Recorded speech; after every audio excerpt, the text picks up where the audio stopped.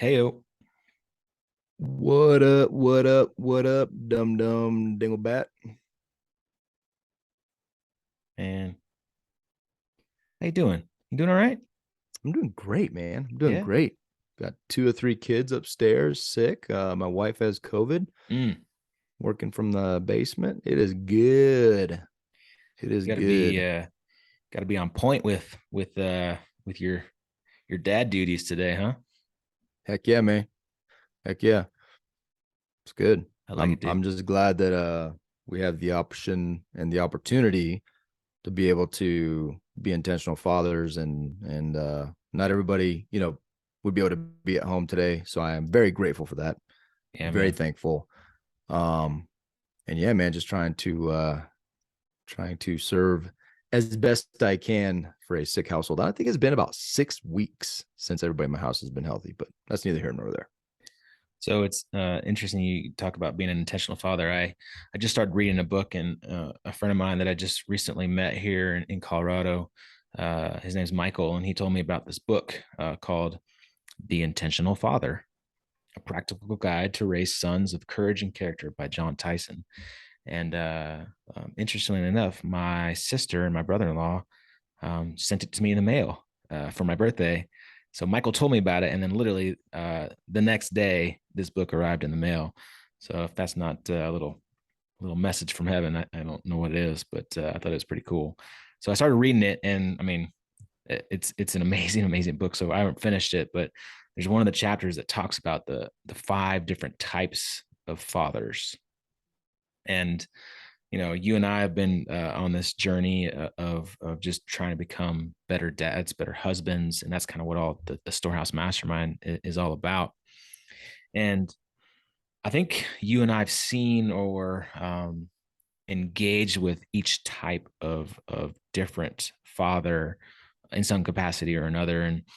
And so I wanted to kind of go through those five types of fathers because I think it's pretty powerful, and I think as you hear it, you could probably think to yourself, well, what kind of father am I? Because I'm gonna just throw it out that there's a lot of dads in this world that aren't being intentional. Just saying. Yeah, and I also don't want to lose the point. Like anything, it's not a scale that we progress through. Yeah. And I'm this, I'm a one, two, three, four. Oh, now I'm a five. I mean, I think we fluctuate, right? And in Totally. a lot of ways, a lot of these things can be who we are. But I think the biggest difference when you start getting to that intentional father level is that it becomes more and more, you become more and more like that guy because you're thinking about it. And because, and what we're doing is like building a curriculum around it, right? We're putting things on the calendar to address it, talking to people very specifically how to be more intentional. And then we're holding each other accountable and having within the mastermind, it's been incredible to be very, very intentionality is like that is the word that we're pursuing. Right. And Yeah. so, yeah, man, I think, it, don't despair if you're not you don't fit the description of the intentional father, because I think acknowledging and being honest and self-aware, another big part of, intentionality, is that we can find ourselves throughout the day, Yeah. 1 to 5, right?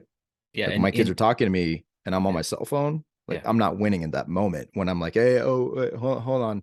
And it's really, I'm doing something insignificant. Right. Yeah. So, No, it's a huge point because um, I think there are days when you can be an intentional father, and then there's days when you can maybe be like an ignorant father.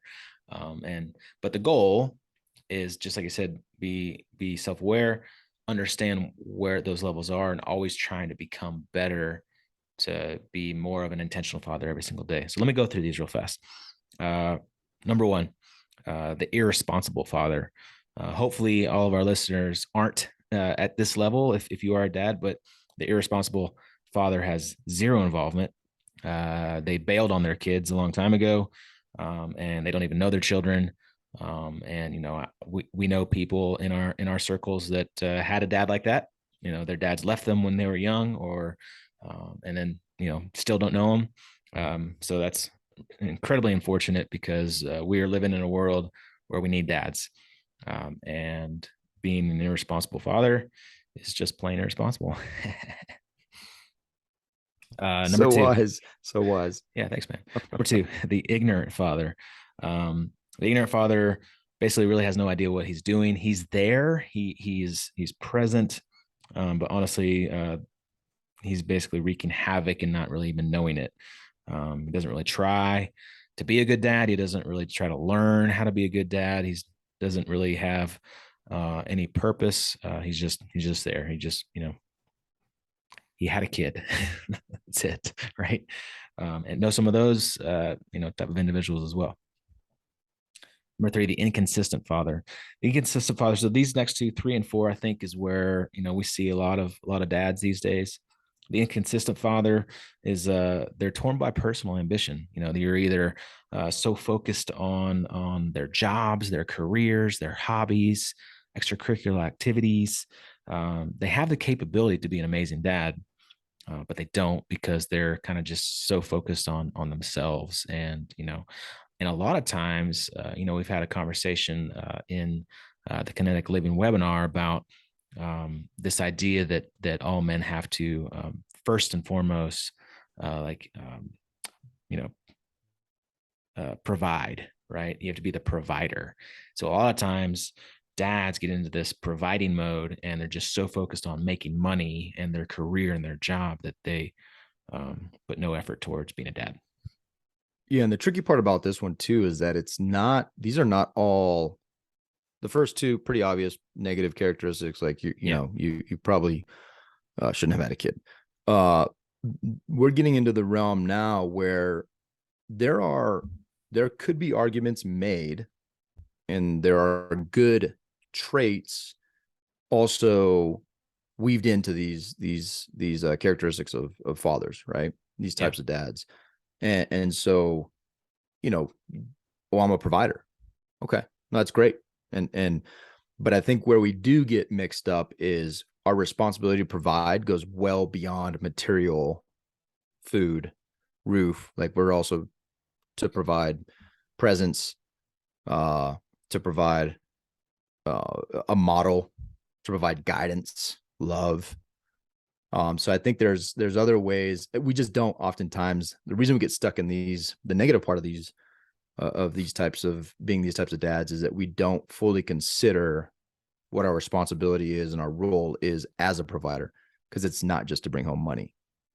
Yeah, 100% agree, man. Number four, the involved father. So the involved father, he's engaged, he's involved, he shows up to events, he's a part of their kid's life, but doesn't quite get everything right. He still doesn't really understand their, like, the true uh, personalities of their children, what their children were really made for, what God made them to be. He doesn't like dive into each one's characteristics and tries to really get to know them and learns them, and takes them out on dates that fit what they like and what they need.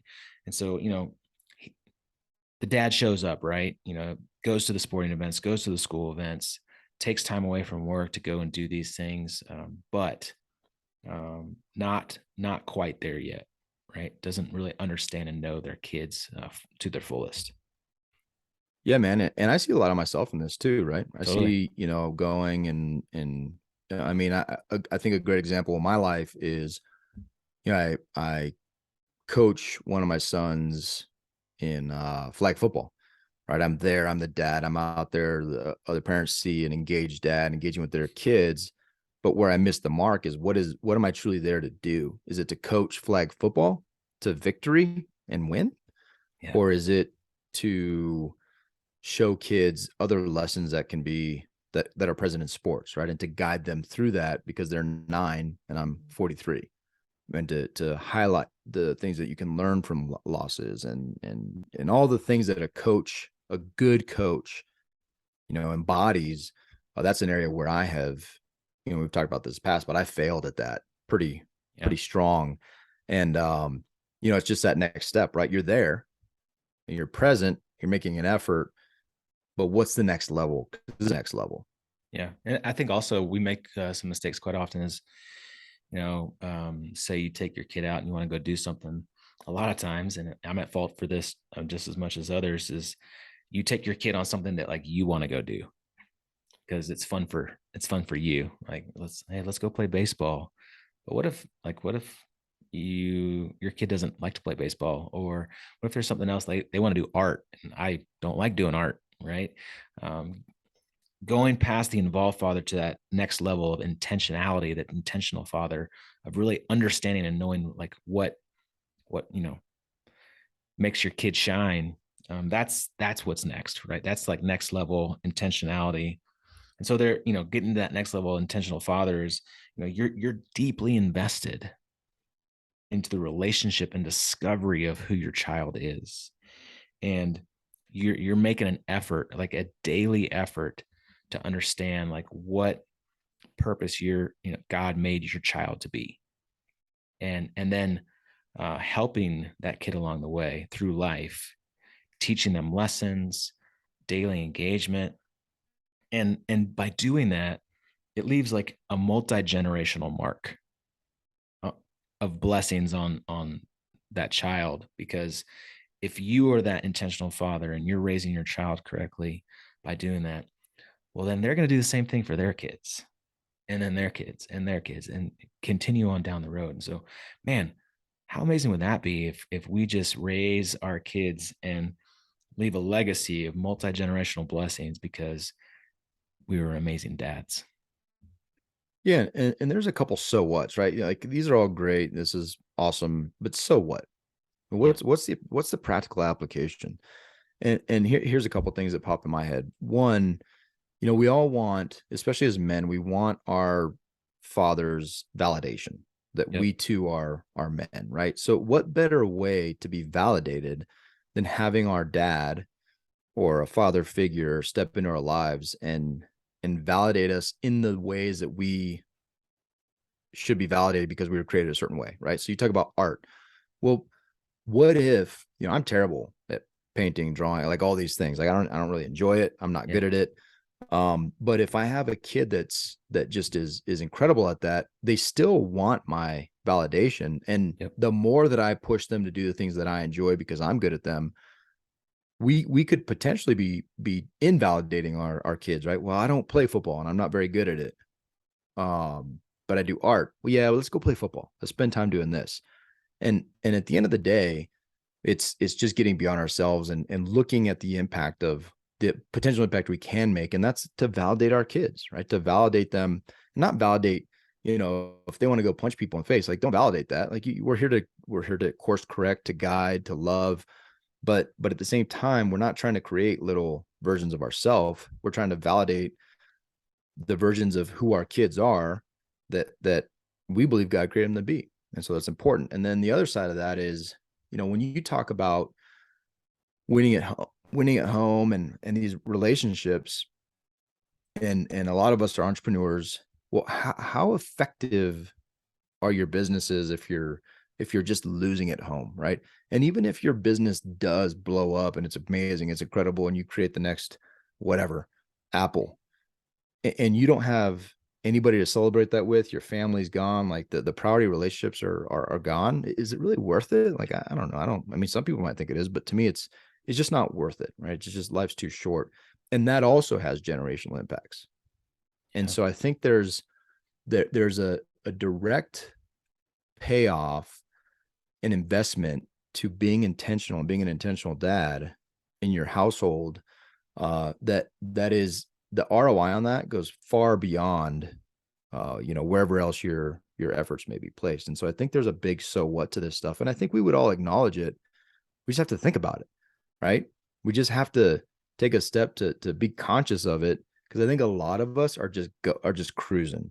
We're just Yeah. floating through life. We're not motoring through, right? We're not being intentional in the things that we do every single day, and the way we talk, the relationships we pursue, and the people we tell that we love, and how we show them that. Yeah. And I would venture to say that most men want to be better dads, want to be better husbands, right? But there's so many distractions, there's so much noise, there's so much input being received from all kinds of different sources, from upbringing to media to friends to experiences to whatever it may be, right?